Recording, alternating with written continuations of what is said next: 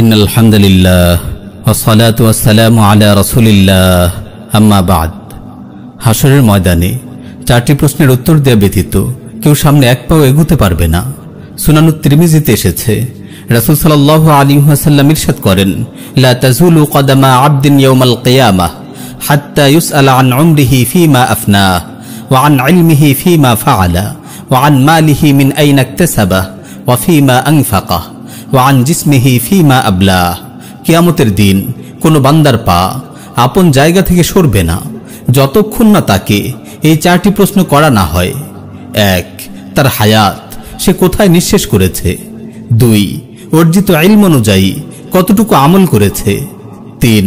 সম্পদ কোত্থেকে উপার্জন করেছে এবং কোথায় খরচ করেছে। ৪. কি কাজে তার শরীর বিনাশ করেছে। সুবহানাল্লাহ, কি গভীর ও তাৎপর্যপূর্ণ প্রশ্ন। প্রশ্নগুলোর শক্তি ও ব্যাপ্তি উপলব্ধি করতে পারছেন? প্রথম প্রশ্নটির দিকে একটু দৃষ্টি দিন। আপনার হায়াত, আপনার জীবনকাল কিভাবে কোন কাজে ব্যয় করছেন? আপনার জীবনের দিকে একটু নজর দিন তো, কোন কাজে আপনার সময়গুলো ব্যয় করছেন আপনি? এই কাজগুলো নিয়ে আপনি আল্লাহর সামনে দাঁড়াতে পারবেন? বিশেষ করে যুবক ভাই বোনদের বলছি, এই প্রশ্নের উত্তর দেওয়ার সামর্থ্য আপনার আছে তো? কোন হাদিসে তো আলাদাভাবে যৌবনকালের কথা এসেছে। আল্লাহ তাআলা যৌবনকাল কিভাবে ব্যয় করেছে সেটি আলাদাভাবে প্রশ্ন করবেন। আমার ভাই ও বোন, কিভাবে কাটছে আপনার জীবনের এই ভরা বসন্ত? গুনাহের সাগরে হারিয়ে যাচ্ছেন না তো? আপনার রাতগুলো কিভাবে কাটে? অশ্লীল মুভি আর পর্নের নীল আগুনে জ্বলছেন না তো? জীবনের সবচেয়ে উর্বর সময়গুলোতে গুনাহ ও নাফরমানের চাষ করছেন না তো? রাস্তায়, মার্কেটে কিংবা ইন্টারনেটের অলিগলিতে ঘুরে ঘুরে গায়রে মাহরাম সুন্দরী নারীদের দিকে তাকিয়ে নিজের দৃষ্টি ও অন্তরকে কলুষিত করছেন না তো? কানে হেডফোন চাপিয়ে হিন্দি গানের মধুর বিষে হৃদয়কে ডুবিয়ে দেননি তো? একটি বার নিজেকে হাসরের ময়দানে কল্পনা করুন, নিজেকে জিজ্ঞেস করুন, এই জীবন নিয়ে আল্লাহর সামনে কিভাবে দাঁড়াবেন? আমার ভাই, আপনি কি হবেন না ইবাদতের মাঝে বেড়ে ওঠা সেই ভাগ্যবান যুবক যাকে আল্লাহ তাআলা আরশের ছায়ায় স্থান দেবেন? হাসরের ময়দানের দ্বিতীয় প্রশ্ন হলো, অর্জিত ইলম অনুযায়ী কতটুকু আমল করেছো।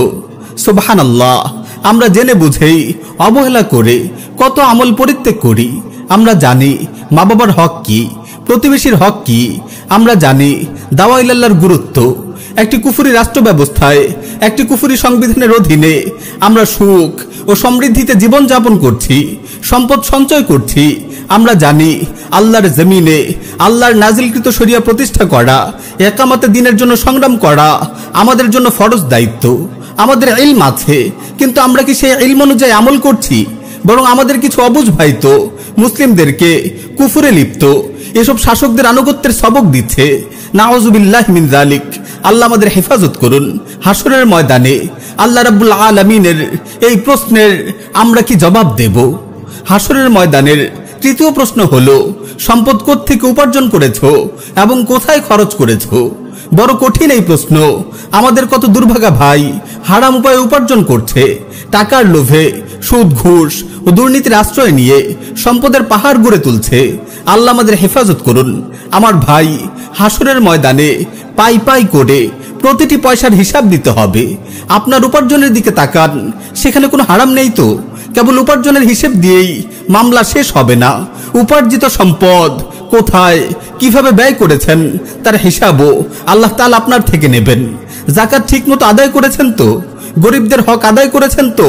সবচেয়ে বড় কথা, ভোগ বিলাসিতা কিংবা অপচয় সম্পদ নষ্ট করছেন কিনা তাও একটু খেয়াল করে দেখুন, নইলে হাসরের ময়দানে এই প্রশ্নে আপনি ধরা খেয়ে যাবেন। হাসরের ময়দানের চতুর্থ প্রশ্ন হলো, আপনার শরীর কি কাজে বিনাশ করেছেন। আল্লাহ রাব্বুল আলামিন আমাদের সুন্দর, সুগঠিত, সুঠাম শরীর দান করেছেন। হাসরের ময়দানে তিনি এই শরীরের হিসেব নেবেন। প্রিয় ভাই ও বোন, আপনার সুস্বাস্থ্যকে সালাত ও সিয়ামের মতো লাভজনক প্রজেক্টে বিনিয়োগ করেছেন তো? দিনে ইলমের প্রচার প্রসার কিংবা দাওয়া ইদাদের মোবারক পথে আপনার দৈহিক শক্তি কাজে লাগাচ্ছেন তো? নাকি বেহুদা খেলাধুলা ও মৌজ মাস্তিতে বরবাদ করছেন? আপনার শরীর কোন কাজে ক্ষয় করছেন তার জবাব হাসরের ময়দানে আপনাকে অবশ্যই দিতে হবে।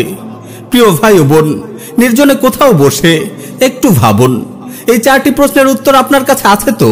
কল্পনা করুন আপনি হাসরের ময়দানে আল্লাহর সামনে দাঁড়িয়ে আছেন আর আপনাকে একে একে এই প্রশ্নগুলো করা হচ্ছে।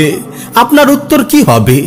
প্রয়োজনে আরো একটু সময় নিয়ে ভেবে দেখুন, জবাব বের করার চেষ্টা করুন।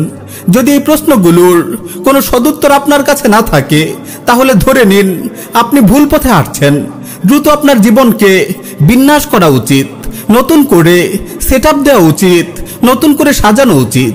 অন্যথায় ব্যর্থতা, হতাশা, আফসোস আর পরিতাপ ছাড়া আপনার আর কোনো ভবিষ্যৎ নেই।